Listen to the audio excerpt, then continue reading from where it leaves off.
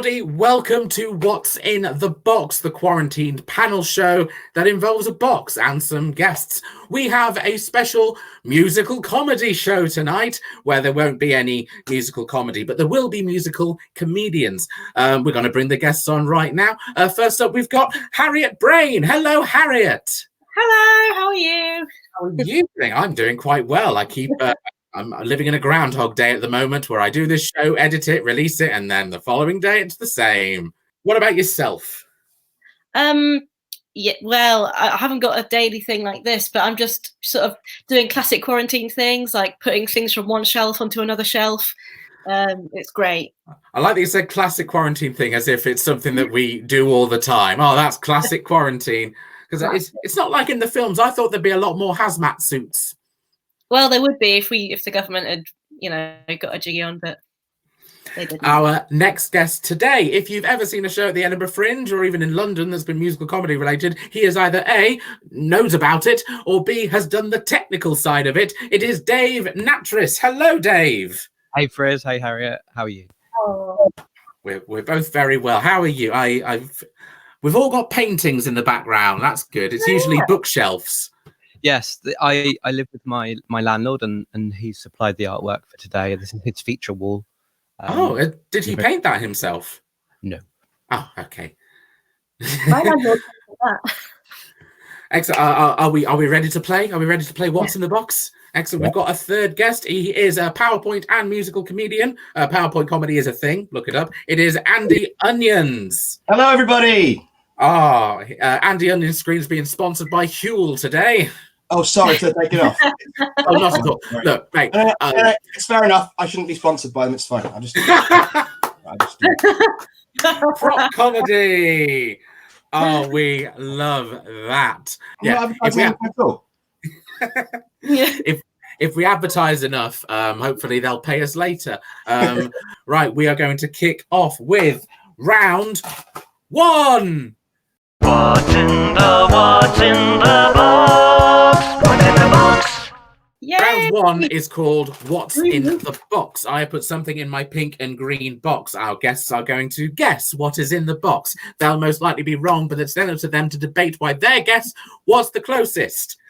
I've summed up that round 21 times now, and I still mess it up halfway through. First up, Harriet, what do you think is in my box today? A glove, a single glove. A single glove, yes, like you'd find on a Which railing glove, left post. or right? Oh, Good question. Left. Left glove. Oh, it's a right glove. That's the end of the show. Our guests today were Hapner. Andy Onions, you're next. What do you think is in the box? I think it is a blue Smurf. Blue Smurf. We do like Smurfs on the show. They have popped up a couple times in previous episodes. And Dave, what do you think is in the box today? Could it be a compilation CD that you acquired from a newspaper?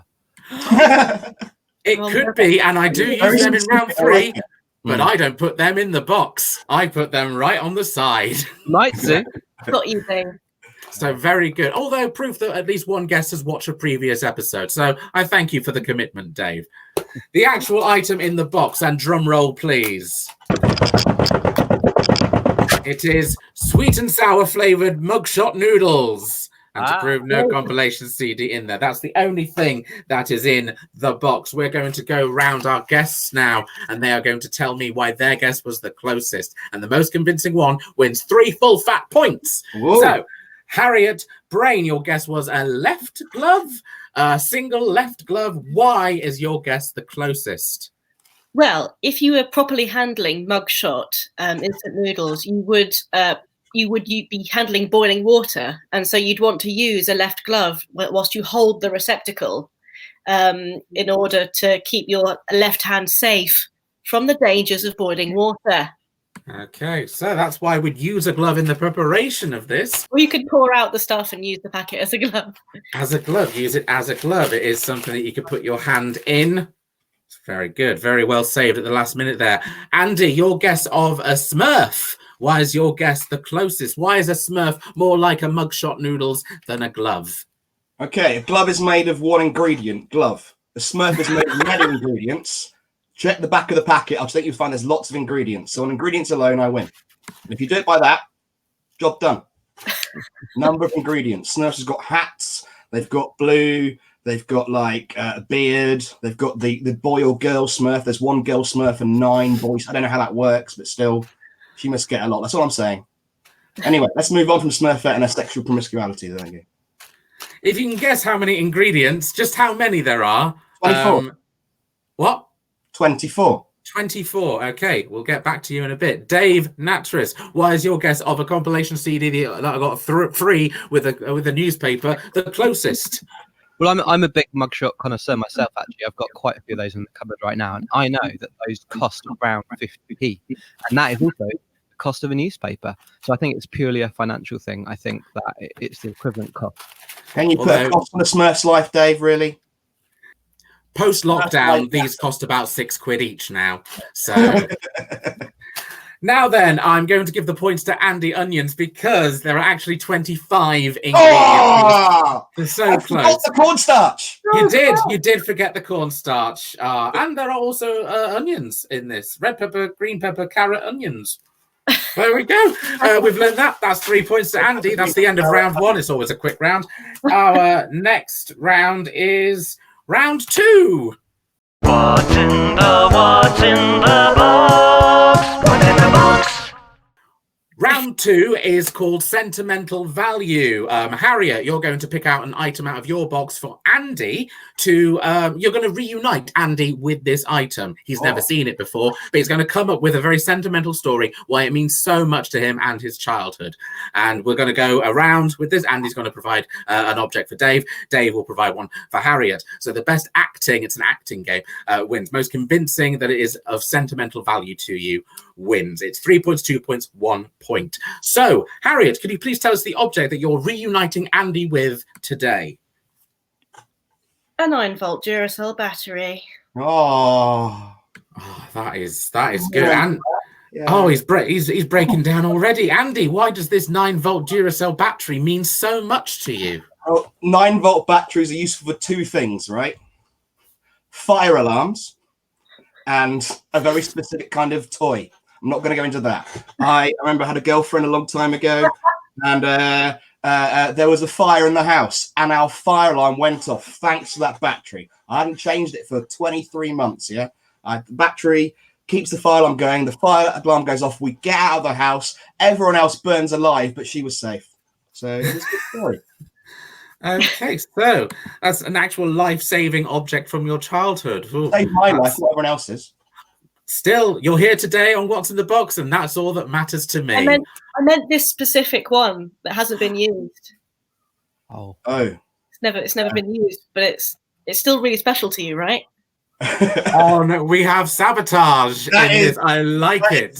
That is smack down here and What's in the Box. I love it. I'm not even going to test that. KO, you've done me there. Fantastic. But the round isn't over. Andy, you're now going to reunite Dave with an object from your box that he's never seen before. Andy, what's the item? All right, so it is this onion. Oh, normative determinism. I like it. David, why does this onion mean so much to you? can I see it again? Oh, hello. Yes. Sorry, I confused it with a different onion, but that is the onion. A while ago in my kitchen, when I was making a mugshot, and I was putting in all the ingredients. As you know, you have to do that. It doesn't come pre-prepared, and I had to slice up the onion, but it slipped out of my hands and fell on the floor. And it looks like Andy has been over here as my cleaner recently and found the onion. And I'm so glad to see it again. Thank you, Andy. Well, I've never heard of an onion making anyone cry before. Next up, it's Harriet. So, Dave, an object from your box is going to be reunited with Harriet. Could you please tell us what that object is? I've got a tech box here. I thought I'd go to town. The item, oh my, that is the best box that we have had on What's in the Box. The item for Harriet is this alcohol-free kind of non-alcoholic beer. Excellent. Alcohol-free Heineken. That got me through Sober for October last year, because once chilled, it tastes exactly like it. So I know why it means so much to me. But Harriet, why does this alcohol-free beer mean so much to you? This exact can of alcohol-free beer actually saved my grandfather's life. He was, in fact, he nearly drowned in an ice bucket. He was doing a barbecue. He's doing a barbecue just this week gone, and because there's good weather and stuff, and he was doing a barbecue, and he had a big ice bucket full of alcohol-free beers, because he's not an alcoholic, all right, even though all my other family members are, and he was fishing around in the bottom of the bucket, and he nearly drowned, except then he found that can, he propped himself up on it, and he didn't drown. Wow. Oh, so there was only that much space between him drowning and not drowning, and he was able to do that. Frail man. I can imagine. Is he currently walking laps and laps around the garden like all the other old men in this country?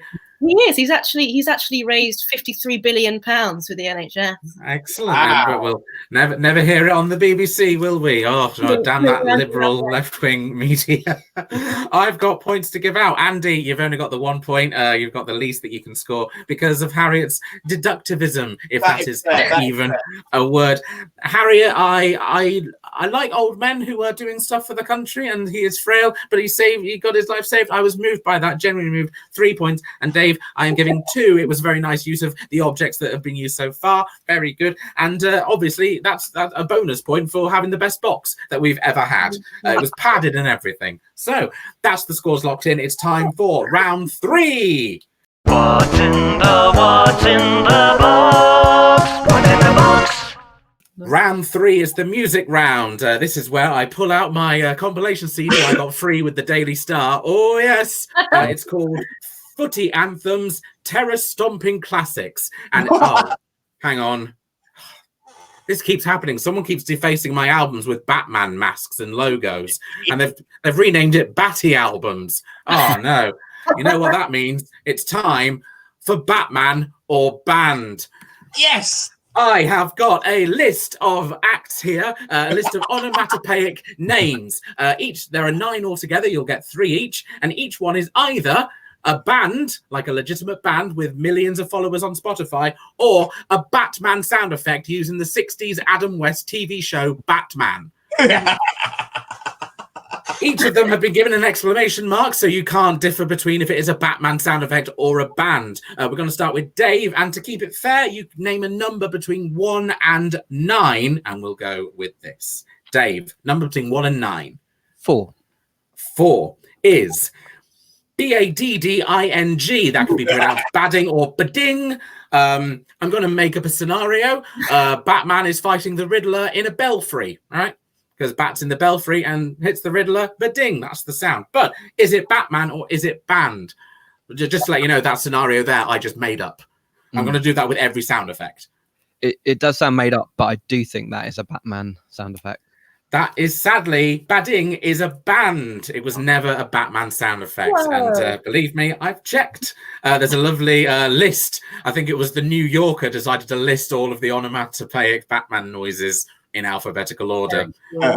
It helped for this round, but sadly, yes, that is a band. Next up, Harriet Braine, number between 1 and 9. 9. 9 is Frente. Frente. I think in a French restaurant, there was a fight between Batman and the Penguin in a French restaurant. Frente. Batman or band? Band. It is a band, Harriet. And not only that, the exclamation mark is in their band name. It's already there. Oh my God.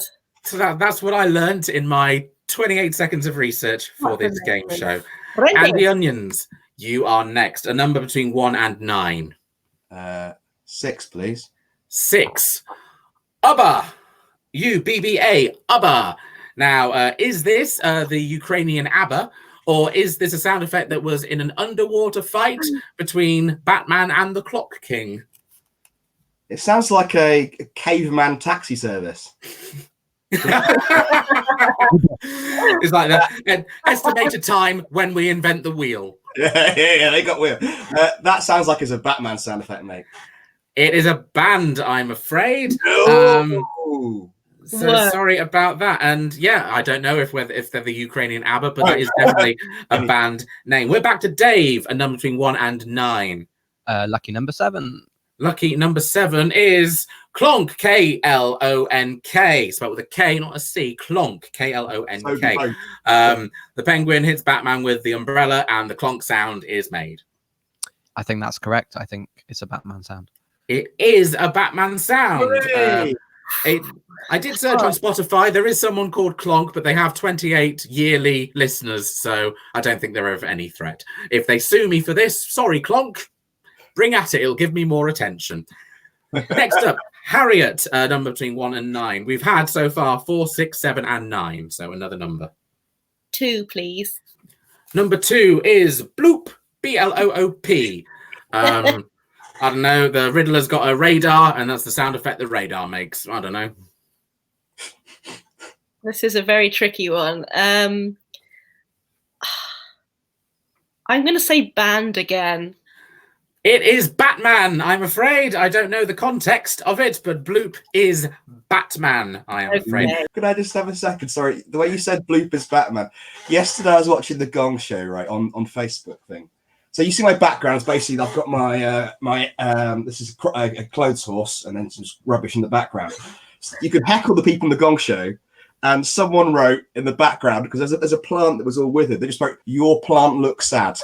It's very similar to Bloop is Batman. You've heard a whole load of weird sentences since the lockdown, haven't you, Andy? Andy, 1, 3, 5, or 8?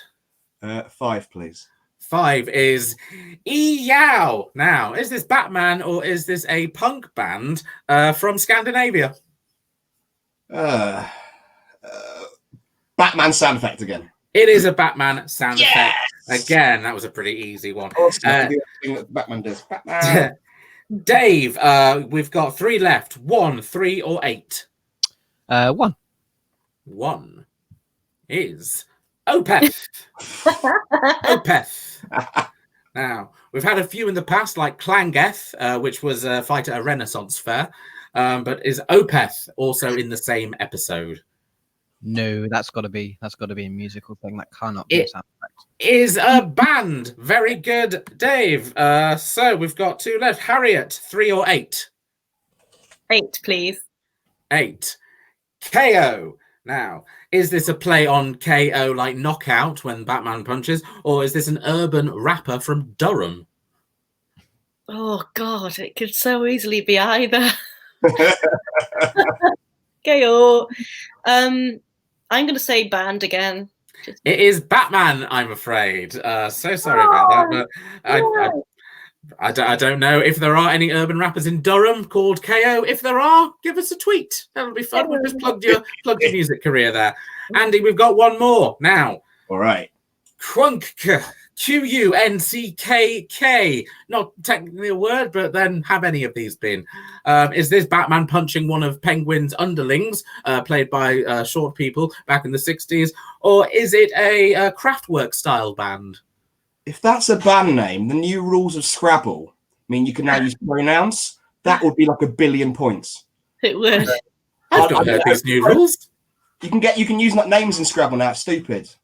Well, Frizzle, that's brilliant. That's already a word, though, so I could have played that anyway. So, is Crunk Batman or band? Batman, definitely Batman. It is definitely Batman. I don't know the specifics of when that word was used, but that is the last ever game of Batman or band, because I've officially used all the onomatopoeia for Batman. And I will find another very weird music game very soon, but that's the end of round 3. It's time for round 4. What's in the box? What's in the box? The next round is called Best Tool for the Job, right? So our guests have prepared one object. They don't know what situation that I'm going to put them in, but they are going to convince me that their tool is the best item for this job. And based on the audience comments, we've got Pudsey Bear. So my situation to you is Pudsey Bear is no longer the icon for children in need, right? But your object that you have Right, you have to convince me why this item has to be the new face of Children in Need, the charity organization. And the person with the best explanation of why their item is the best item for the job, hence the title of the round, wins 5 whole points. There will be bonus points given depending on whatever. So our first one is, of course, Pudsey Bear needs to be replaced. So Harriet, what is your item that you are going to be using and convincing me why that's the best tool for the job? Here he is. Oh. It's a little mechanical stormtrooper, and he actually does. Oh, you can't see, but he does go. He goes. You just move it. He goes. And he would be perfect because he's fun, or she. He's genderless. They are genderless. It's a gender neutral mechanical stormtrooper. I mean, look at the scale. Adorable, absolutely adorable. And you know, Pudsey had one eye patch. This guy's got a whole mask. So I think way better than Pudsey and just as cute. I don't know. For some reason, the word stormtrooper has negative connotations. I can't think why that is, though. But we'll keep on that. Andy, what's your object, and why is this the best thing to replace Pudsey Bear? I'm going to have to do some fire back at you there, please, Harry. Look at the size. Can you put the stormtrooper back on? Look at the size of that key. No wonder Pudsey's only got one eye. He poked it out. This here is a one-of-a-kind thing. I'm so delighted as well. So this is made by my mum. Hello, Mum. Hello, Dad. My mum made this. It's a little Andy onion. So he has old shoes. So if you're a bit up sorts, like you're not quite. Everything's not perfect with you, which is basically everyone. If you feel a bit alone sometimes or left out, this is for you. This is for everyone. He's got tiny little arms for some reason. His mum took some pills when he was being born. He's a little onion. He's so cute, isn't he? Look at that. And it's soft. It's not made of metal. It's not with the word stormtrooper in his name. Here. Beautiful. Look at the smile on that. My mum made that. She made that like 2 years ago. Isn't that Andy, one quick question. Is everything in your box an onion? No. No, he says, pushing it further and further off screen. I've got some got some Huel powder. Dave, you've got some strong competition there. What is your item, and why is it the ideal replacement for Pudsey the Bear? So I'm a big tabletop gamer, board gamer, card gamer, dice gamer, and the item that I randomly chose, but I'm now having to deal with how I the card rack. This should be the mascot of Children in Need. Are in need of a card rack, obviously. Children are in need. It's a block of wood. Oh, yes. Yeah, so children obviously will need this to play their card games, but more importantly, when it comes around to November time and they do the charity appeal, when they have the big checks or any donations, in fact, any notes, they can just slide in here and into the. This is where they can be stored. So you know, this could be the totalizer. They could put the more money they put in, the more money they raise for the charity. There's only a finite amount of money that you could stack in there. Oh, I don't know. You just update the check every time. Like, so here's the check. Oh, right, we've got to write more numbers on it now. Here we go. This is part of a set as well. So okay. Well, now okay. It's part of a set. Give him the win. I've got points to give. Andy is the full 5 points because that was fake. Harriet, I am giving you 2 points, just for the sheer will that's. And also, we got a message in the comments. Stormtrooper wins. Wasn't he the one that bonked his head on the door in A New Hope? So we've got a backstory. And Dave, I am also giving you 2 points purely because of the effort that you made with pulling out a block of wood that could be the new cuddly character for charity. Those are the points locked in there. It's time for round 5. Round 5. Woo! What's in the box? What's in the box? Round 5 is called the Quick Fire Round. I will be getting our guests to name as many objects as they can from their specialist subject to the tune of We Didn't Start the Fire. I will be stopping this game very soon because there's only so much time I can copyright infringe Billy Joel. The person who is first in the lead always goes first with this to give the other two a chance to catch up, and that is Andy Onions. So, Andy, what is your specialist subject? I've not been out for 2 weeks, so literally 2 weeks. So it's things in my flat, like DVDs and CDs, sometimes actors from them, the stuff in my Lovely. Here is Andy Onion singing as many items from his flat as he can to the tune of We Didn't Start the Fire. Come out, Dave.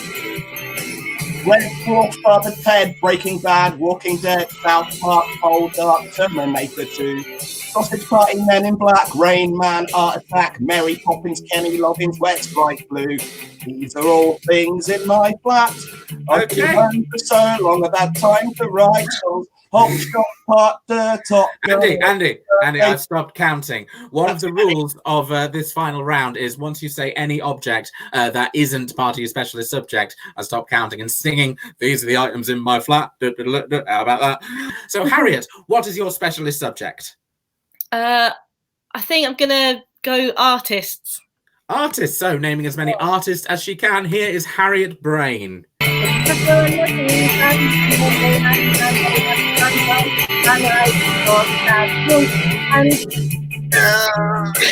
Unless it is a Polish artist I've never heard of, I don't think is an artist. So I've stopped counting there. So in third place at the moment is Dave Nattriss. What is your specialist subject? Well, I thought I'd make it obvious and go for names of performers who perform musical comedy. Musical comedians. Here is Dave Nattriss in his specialist subject of musical comedy performers. Take it away, Dave. Noel Coward, Tom Lehrer, Bill Bailey, Richard Digest, Victoria Woods, Hannah Brackenberry, Lonely Island, Midnight Beast, The Axis of Awesome, Tim Minchin, Bo Burnham, Flights of the Concourse, Tom Masden, Cassette Boy, The Brett Domino Trio, Izzy Sussy, Earl Oaken, David O'Doherty, PBH, Rachel Paris, Joe Foreman. Again, that was very similar to Harriet's artists. So I didn't know that they also did musical comedy. You've got three here, Dave, you didn't mention. Andy Quirk. Yeah.